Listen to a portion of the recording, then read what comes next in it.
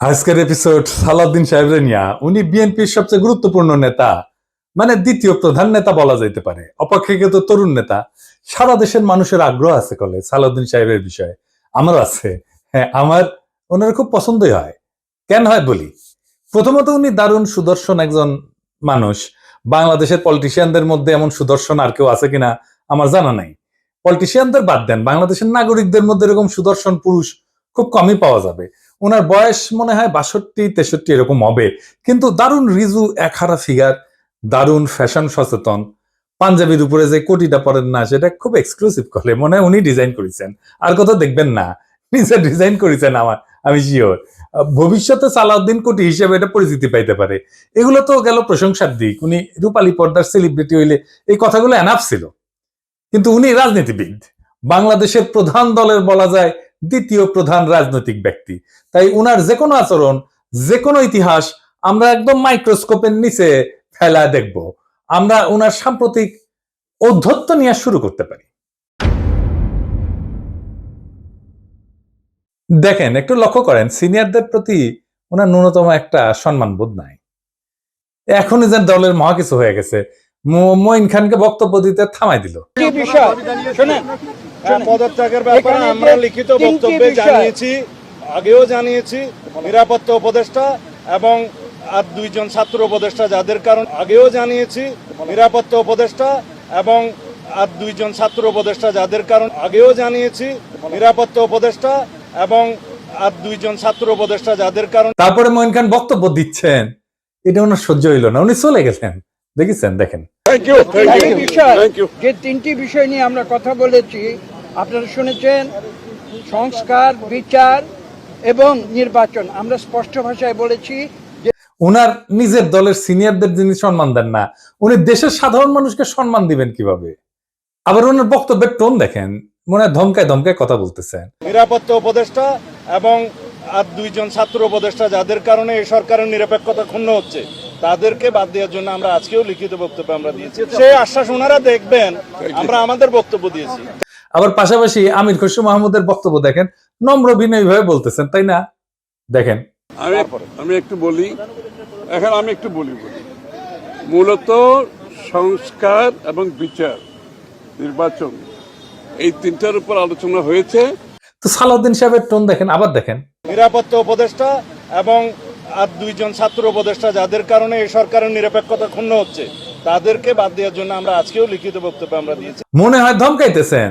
উনার ধমকানের কেউ তো দে, হ্যাঁ তো দে না।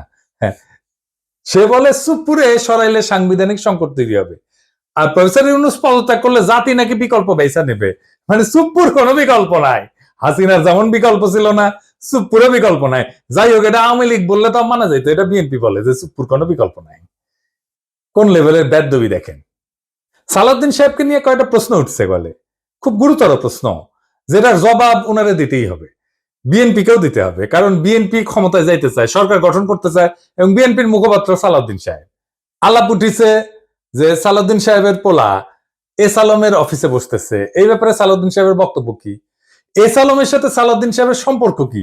এটা না একটা ব্যাখ্যা দেশবাসী জানতে চাইতে পারে। সারা দেশে একটা ধারণা প্রবল, সালাউদ্দিন সাহেব শেখ হাসিনার ক্যাশিয়ার, দুর্বৃত্ত অলিগার্ক এস আলমকে, তার বাণিজ্যিক সাম্রাজ্যকে প্রোটেকশন দিতেছেন। সালাউদ্দিন সাহেবের স্পষ্ট বক্তব্য দেওয়া উচিত, বিএনপির স্পষ্ট বক্তব্য দেওয়া উচিত। সালাউদ্দিন সাহেব যখন ধরা পড়ছিলেন, গুম হয়েছিলেন যে বাসায়, ওইটা এস আলমের একজন কর্মচারীর বাসা ছিল। অদ্ভুত ব্যাপার না? ফিরে আসলেন, যে গাড়ি চললেন, সেটাও একজন এস আলমের গাড়ি। সালাউদ্দিন সাহেব গুম কমিশনে জবানবন্দি দিচ্ছেন, এটা সত্য। গুম কমিশন একটা ফ্যাক্ট ফাইন্ডিং কমিশন। এখানে জবানবন্দি দিলে গুমের বিচার হবে না। গুমের বিচারের জন্য আন্তর্জাতিক অপরাধ ট্রাইব্যুনালে অভিযোগ দায়ের করতে হবে। সালাউদ্দিন সাহেব আন্তর্জাতিক অপরাধ ট্রাইব্যুনালে কোনো অভিযোগ জমা দেন নাই, আজকা পর্যন্ত জমা দেন নাই। এটা নিয়ে ইলিয়াস বলছিল, ইলিয়াসকে কি গালাগালি সবাই। ইলিয়াস তো ভুল বলে নাই।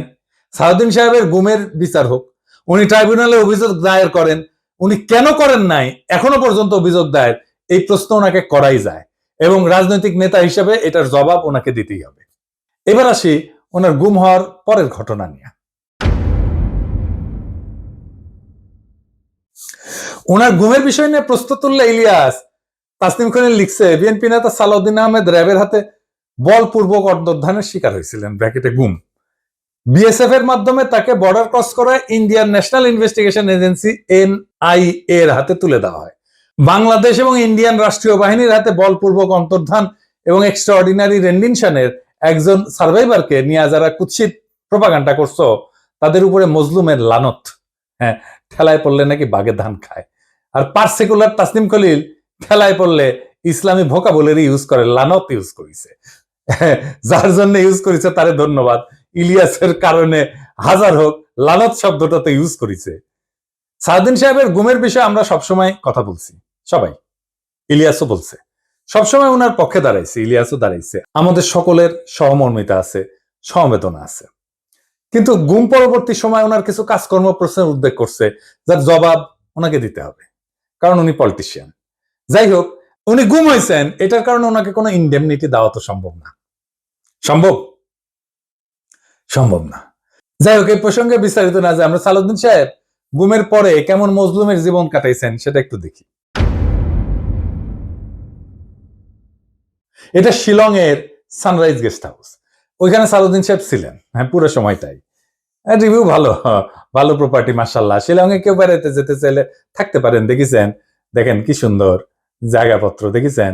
এখানে সব ব্যবস্থা ভালো। ভিতরে যেখানে সালাউদ্দিন সাহেব দর্শনার্থীদের লুঙ্গি পরে দেখা দিতেন, সেটার ছবিও আছে, মিলাই দেখে নিয়েন।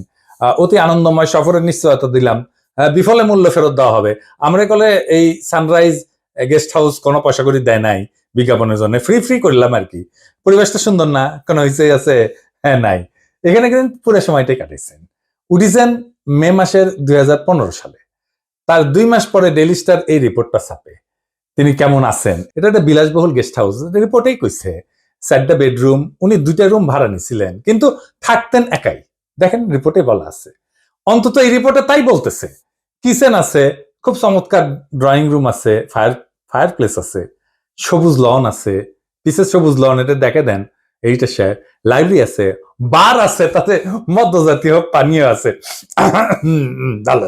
সাদিন সাহেব একা একা খেলেন, হাঙ্কার না দিয়েছে, খাবেন না, কিছু করলাম নাহিনি। তাইলে সাদিন সাহেব একটা কথা কই, যে সত্যেন্দ্রনাথ দত্ত আছে না, ওনার মদিরা মঙ্গল নামে একটা প্যারোডি আছে।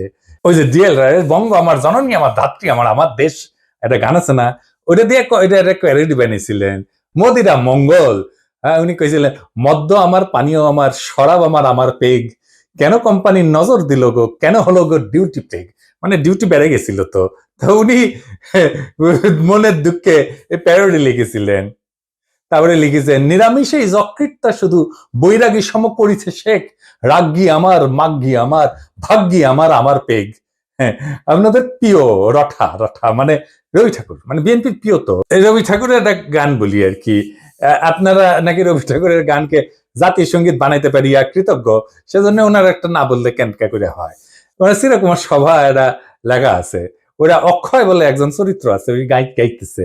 ওই গাইছে কি জানেন, অভয় দাও তো বলি আমার উইস্কি, মানে ইচ্ছা, অভয় দাও তো বলি আমার উইস্কি, 100 টাকা সোডার জলে বাকি 3 পোয়া হুইস্কি। হ্যাঁ, আমাকে না একবার খাওয়ায় না সালাউদ্দিন সাহেব, 100 টাকা সোডার জলে বাকি 3 পোয়া হুইস্কি খাওয়ায়। এটা আমার উইশ থাকলো আপনার কাছে। পুরা বাংলাটা নিজে তো ভাড়া করেছিলেন, তো বাংলাদেশি টাকায় কত? 1.5 লাখ টাকা মাসে। আবার একজন পার্সোনাল অ্যাসিস্ট্যান্ট ছিল, ম্যানেজার ছিল, 2জন কেয়ারটেকার ছিল, 2জন মালি ছিল। একটা হাইলি সিকিউর্ড এরিয়া, কাছেই এয়ারফোর্সের অফিস। আর কয়া হয়েছে একটা গোয়েন্দা সংস্থার অফিস, আমরা ধারণা করি এটা রয়ের অফিস। কে রাখলো ওখানে ওনাকে? উনি অনুপ্রবেশের দায় গ্রেপ্তার হয়েছিলেন। উনি তো চাকরি করতেন না ইন্ডিয়াতে, উনি ইন্ডিয়াতে রাজনৈতিক আশ্রয় পান নাই। ওনার এই সুপার ফ্যাবুলাস লাইফস্টাইলের টাকা কে দিছে? টাকা কে দিছে? উনি আয় করেন নাই, তাহলে টাকা কি বাংলাদেশ থেকে পাঠানো হয়েছে হুন্ডি করিয়া? হুন্ডি আপনি করতে পারেন, এটা অর্থ পাচার না? এইগুলো লেজিট এবং বৈধ প্রশ্ন। আপনারা বলতে হবে টাকাটা কে দিছিল, কেঙ্কা করে গেছিল। এইবার একটা চমক, বিশাল চমক। সিট বেল্ট বাইন্ধে নেন, যা দেখবেন তাতে অজ্ঞান হয়ে পড়ে যেতে পারেন সিট থেকে। কি সেই চমক? সাউদ্দিন সাহেবের সঙ্গে দেখা করতে গেছে কিছু লোক ওই শিলং এর বাংলোতে। তার মধ্যে ছবিতে ডাইন পেশে গালে হাত দিয়া বসে আছে ব্যক্তিটা কে? হ্যাঁ, ব্যক্তিটা গুরুত্বপূর্ণ, কারণ সালাউদ্দিন সাহেবের সাথে সকল মিটিং এ তার উপস্থিতি দেখা যায়। সে ঠিক ওই একই চেয়ারে বসে, এইটা সাহেব আপনি দুটা ছবি পাশাপাশি দেখান না, দেখেন দুই সময়ের ছবি কলে দেখা করতে এসছে, তারাও ভিন্ন কলে। হ্যাঁ, সাউদ্দিন সাহেব এক ছবিত লুঙ্গি পরে আছে আর এক ছবিত পায়জামা পরে আছে, দেখেছেন। কিন্তু ওই বান্দা ঠিকই একই আছে, ওই চেয়ারে কে সে জন, তার নাম কি জানেন? তার নাম বিপ্লব পার্থ। চট্টগ্রামে তাকে সবাই চেনে, আওয়ামী লীগের একজন লেসপেন্সার, আওয়ামী লীগের একজন কর্মী এবং ভারতীয় এজেন্ট হিসেবে। আওয়ামী লীগের 15 বছর পুরোটা সময় দাপটের সাথে জীবনযাপন করে গেছেন। ছিলেন চট্টগ্রাম মহানগর আওয়ামী লীগের সাধারণ সম্পাদক আজম নাসির উদ্দিনের অন্যতম ডাইন হাত। আজম নাসিরের অনলাইন একটা পোর্টাল ছিল, তার নাম ছিল জয় নিউজ। জয় নিউজের সাংবাদিক হিসেবে দীর্ঘদিন কাজ করেছিল এই বিপ্লব পার্থ, মাশাআল্লাহ। কিন্তু এইসব পরিচয়ের বাইরেও তার একটা বড় পরিচয় আছে। বিপ্লব পার্থর মূল পরিচয়, সে ইসকনের চট্টগ্রাম বিভাগের মিডিয়া সেলের সমন্বয়ক। হ্যাঁ, সমন্বয়ক না, সমন্বয়ক। হ্যাঁ, এটা আবার গৌরবে ফেসবুকে ঘোষণা দিয়ে প্রচার করেছিল সে। চট্টগ্রামে চিন্ময় ইস্যুতে সবচেয়ে বেশি যে লোকটা সক্রিয়, সেটা হইতেছে বিপ্লব পার্থ। দেখেছেন মিছিলে, দেখেছেন।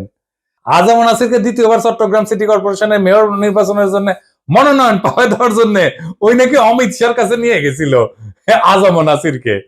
আওয়ামী লীগ সরকারের আমলে বিপ্লব নাকি 60 বারের বেশি ইন্ডিয়া সফর করেছে, গর্ব করে কইতো, সব জায়গায় প্রচার করতো। আর এই সমস্ত সফরের নাকি বেশিরভাগই ছিল সরকারি সফর। তার পাসপোর্ট যাচাই করা হোক, তার প্রমাণ মিলবে। ইমিগ্রেশনে খোঁজ নেন, দেখেন কয়বার গেছিল। এটা পুলিশের কাজ, গোয়েন্দা সংস্থার কাজ। কেন একজন ব্যক্তি এতবার ভারত সফরে গেল, সেটা নিশ্চয়ই কারণ আছে। অনুসন্ধান করে এই রহস্য উদ্ধার করা হোক। এতদিন আওয়ামী লীগ হইলেও, এত সাজলেও আওয়ামী লীগ সাজলেও, 5ই আগস্টের পর হঠাৎ কইরা রূপ বদল করে বিএনপি হয়ে গেছে। সব প্রোগ্রামে যায় বিএনপি। একসময় সাংবাদিকতা করলে এখন পুরোপুরি বেকার করে এবং কাজ করে না। তো শোনা যায় আর কি যে ওক নাকি রয় ঢুকাইছে বিএনপির মধ্যে এবং বিএনপির সমস্ত তথ্য ভারতে পাচার করার জন্য। এমন একজন বিতর্কিত সেন্সিটিভ লোক ফ্যাসিবাদী সরকারের সময় কয়েকবার দেখা করছে সালাউদ্দিন সাহেবের সাথে। কি কারণে? সালাউদ্দিন সাহেবকে তো কইতে হবে কেন সে সব মিটিং এ থাকে। 5ই আগস্টের পর বিপ্লব পার্থ শেল্টার হইতেছে, গডফাদার হইতেছে বিএনপির আরেক স্থায়ী কমিটির সদস্য আমির খসরু মাহমুদ চৌধুরী। দেখেন ওর সাথে, দেখেন খালি ঘুরে বেড়ায়। স্বীকৃত, এটা প্রকাশ্য এবং স্বীকৃত। অথচ গত 15 বছরে ছাত্র দল এবং যুব দল করা হিন্দু সম্প্রদায়ের প্রচুর লোক আছে চট্টগ্রামে, তারা কাছে ভিড়তে পারে না আমির খসরু মাহমুদের। তাদেরকে বাদ দিয়া লীগের দালাল ভারতীয় এজেন্ট বিপ্লবকে জন্মাষ্টমীর নাম দিয়া চট্টগ্রামের রাজনীতিতে থিতু করার চেষ্টায় মরিয়া খসরু এবং সালাউদ্দিন চক্র। ছবিতে দেখেন বিপ্লব পার্থ মোদির সাথে ছবি, দেখেছেন? মোদির সাথেও ছবি, সালাউদ্দিনের সাথেও ছবি, ইসকনের চিন্ময়ের সাথে ছবি, ইন্ডিয়ান হাই কমিশনের সাথে চট্টগ্রামের বিভিন্ন ইভেন্টের ছবি। এবার বুঝেছেন তো আমির খসরু কেন অমিত শাহের সামনে জুলকাপ্পর নাম করতে যায়? কানেকশন বুঝেন? আমির খসরু, সালাউদ্দিন, ইসকন সব বরাবর। আর আরেকটা ইস্যু আছে, সেটা হইতেছে মরাল ইস্যু। আমার স্কুলের বড় ভাই ডাক্তার ফিরোজ খুব ভালো ছাত্র ছিলেন। ডাক্তারি শেষ কইরা উনার ক্যারা উঠেছিল, উনি পলিটিক্স করবেন। খালেদা জিয়ার অ্যাসাইনমেন্ট অফিসার ছিলেন, খুব দাপুটের নেতা ছিলেন বিএনপির। শুনতাম উনি নাকি দুর্নীতি করে ফাটাই ফেলিছে।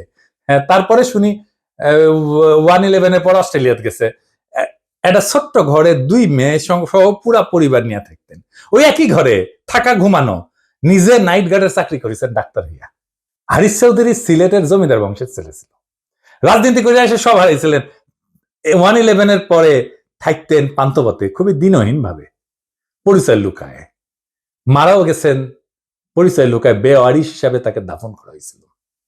নিরাপত্তার কারণে পেট চালানোর জন্য চাঁদনি চকে কাপড়ের দোকানে কর্মচারীর কাজ করতেন। সেরা পাঞ্জাবি পরতেন, রিক্সায় চড়ার পয়সা ছিল না, হাইটে যেতেন। মির্জা ফখরুল নিজেই বলছেন, এই আওয়ামী লীগের আমলে বিএনপির নেতা কর্মীরা বাড়ি ছাড়া হয়ে ঢাকায় এসে রিক্সা চালায়, উনি কান্দিছিলেন, ফ্যাস ফ্যাস করে কান্দিছিলেন। আর আপনি সালাউদ্দিন সাহেব রাজার হালে থাকেন, শিলংয়ে লজ্জা লাগে না সালাউদ্দিন সাহেব? আপনার ভারতে থাকার টাইমে সকল খরচা কিভাবে করেছেন জাতিকে জানাইবেন। ইসকনের সাথে আপনার কি সম্পর্ক সেটাও জানাবেন। জাতির এটা জানার অধিকার আছে। 1975-এ সোহরাওয়ার্দীর বডিগার্ড জয় বাংলা হয়ে যাওয়ার পরে বেশ কিছু বছর কাটাল রানী ইন্ডিয়া ছিল। সেখান থেকে বাংলাদেশে ফিরে আমাদের উপরে স্টিম লোডার চালাইছে ফ্যাসিবাদের সাথ দিয়ে, আবার ভারতে পালায় গেছে। অনেকে বলে হাসিনা পালায় যাওয়ার পরে সালাউদ্দিন নামের এই বিএনপির নেতাকে ভারত বাংলাদেশে পুশব্যাক করে দিছে। এতদিন আসতে পারেননি উনি, তারপরে 1 সপ্তাহ যায়নি হাসিনা পড়ছে, উনারে পেটে দিল। আগে পাঠাচ্ছিল না। কাকতালীয় ভাবে জীবনের বড় একটা সময় হাসিনার চেয়েও বেশি সময় ভারতেই ছিলেন। তো এই সালাউদ্দিন সাহেব ইদানিং হাসিনার মতো উদ্ধতভাবে কথাবার্তা বলা শুরু করেছেন। সামনে ওনাকেও সম্ভবত আমরা হাসিনার প্রতিবেশী হিসেবে ভারতে দেখতে পাবো। মাশাআল্লাহ। সালাউদ্দিন সাহেব, মানুষ আপনারা ইন্ডিয়ান মাল বলে, আপনি শুনেন না, কিন্তু ক্যামেরা ঠিকই শুনে। এই যে দেখেন, আপনারা কয় ইন্ডিয়ান মাল আসিছে।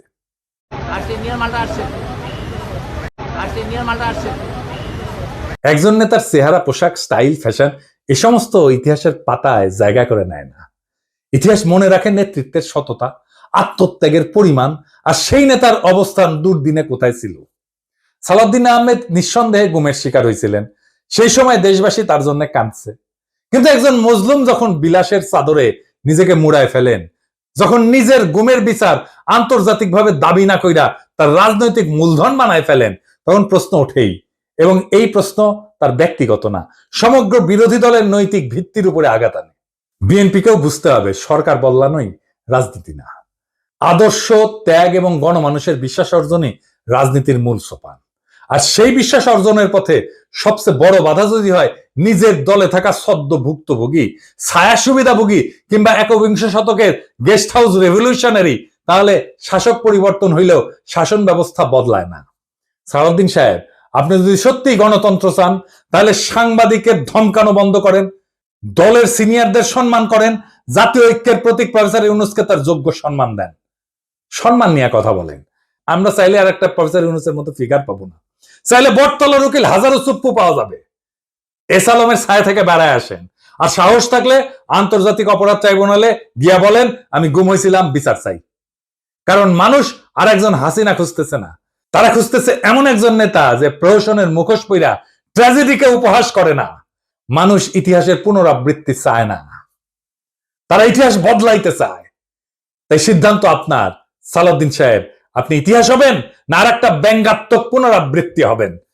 আপনি বিশাল নেতা, আমরা অতি ক্ষুদ্র পিঁপড়া, কিন্তু মহাকালে যখন আমরা কেউই থাকবো না, সেই সময় এই ভিডিও থাকবে, প্রশ্নগুলো থাকবে, ইতিহাস জানবে।